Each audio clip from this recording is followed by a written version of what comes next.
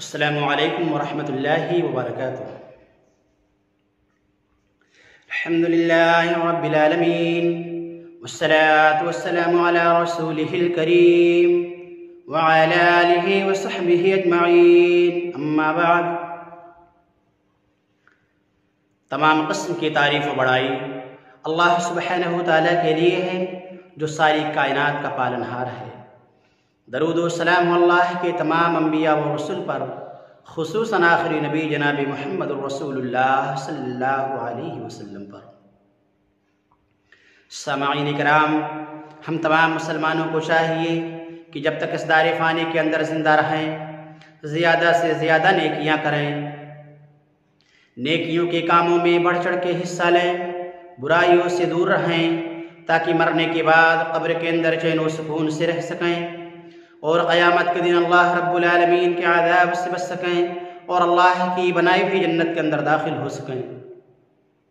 محترم حضرات، اللہ کے عذاب سے بچ جانا، اللہ کی بنائی ہوئی جنت کے اندر داخل ہو جانا، یہ سب سے بڑی کامیابی ہے۔ اس سے بڑی کامیابی کچھ اور نہیں ہے۔ اس لیے ہم تمام مسلمانوں کو چاہیے کہ ہم آخرت کی فکر کریں، اس کے لیے تیاری کریں، محنت اور کوشش کریں جہنم سے بچنے کی اور جنت پانے کی۔ سامعین کرام، کیا ہم جانتے ہیں کہ ایسی چال اللہ رب العالمین کو ناپسند ہے اور ایسے لوگ بھی اللہ کو ناپسند ہیں جو اپنے آپ کو بڑا سمجھتے ہیں؟ آئیے حدیث کی روشنی میں دیکھتے ہیں۔ عن ابن عمر رضی اللہ عنہما عن النبی صلی اللہ علیہ وسلم یقول: من تعظم فی نفسه او اختال فی مشیته لقی اللہ عز وجل وهو علیہ غضبان۔ ادب المفرد، حدیث نمبر 549۔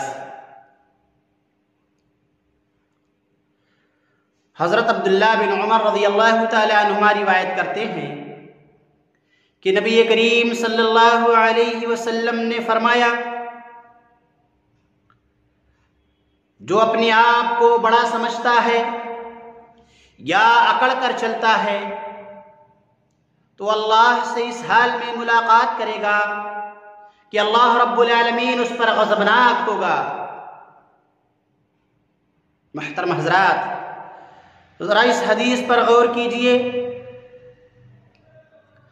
کہ نبی کریم صلی اللہ علیہ وسلم کیا فرما رہے ہیں کہ اے میری امت کے لوگوں، تم اپنے آپ کو بڑا نہیں سمجھنا، تم اللہ کی زمین پر اکڑ کر نہیں چلنا۔ اگر تم ایسا کرو گے تو اللہ رب العالمین تم سے ناراض ہوگا، اللہ رب العالمین کا تم پر غضب نازل ہوگا، اور جب ایسا ہوگا تو تم تباہ و برباد ہو جاؤ گے، تم چین و سکون نہیں پاؤ گے۔ محترم حضرات، میرے بھائیوں، میری ماں اور بہنوں، رسول اللہ صلی اللہ علیہ وسلم کے بتائے ہوئے راستے پر ہم چلیں تاکہ دنیا اور آخرت کے اندر کامیاب ہو سکیں۔ ذرا سوچئے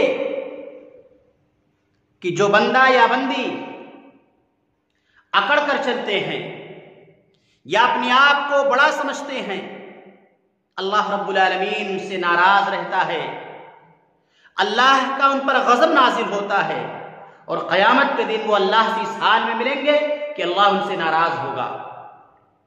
اور جس سے اللہ ناراض ہو، بھلا بتائیں اس کا انجام کیا ہوگا؟ سوائے جہنم کے کچھ اور نہیں ہے۔ جس سے اللہ ناراض ہو اس کے لیے جہنم ہے اور کچھ نہیں ہے۔ اور جس جوانی پر اور جس جسم پر انسان اکڑ کر چلتا ہے کہ اللہ نے مجھے بہت تندرست بنایا اور اکڑ کر چلتا ہے، وہ اللہ رب العالمین کا دیا ہوا ہے۔ وہ تندرستی اللہ کی دی ہوئی نعمت ہے۔ اور جس دولت کو پا کر وہ اپنے آپ کو سب سے بڑا سمجھتا ہے، وہ بھی اللہ کی دی ہوئی نعمت ہے۔ تو اللہ رب العالمین کے اللہ کی دی ہوئی نعمت پر اتراؤ نہیں، اس پر اتراؤ نہیں، ورنہ اللہ رب العالمین تباہ و برباد کر دے گا، ورنہ اللہ رب العالمین مٹا دے گا۔ اگر وہ بناتا ہے تو وہی مٹاتا بھی ہے۔ اس بات سے ڈرو کہ کہیں اللہ رب العالمین ہمیں برباد نہ کر دے، کہیں اللہ رب العالمین ہماری تندرستی کو خراب نہ کر دے۔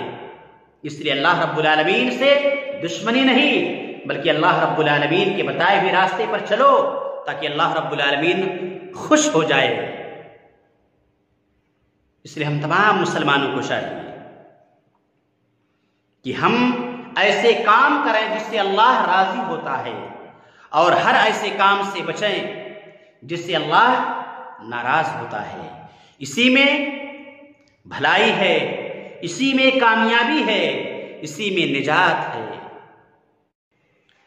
اے اللہ، ہم تمام مسلمانوں کو رسول اکرم صلی اللہ علیہ وسلم کے بتائے ہوئے راستے پر چلنے کی توفیق عطا فرما، اور جب تک ہمیں اس دار فانی کے اندر زندہ رکھ، ایمان پہ زندہ رکھنا، اور جب اٹھانا تو اے اللہ ہم تمام مسلمانوں کے زبانوں پر کلمہ توحید لا الہ الا اللہ جاری رکھنا، آمین۔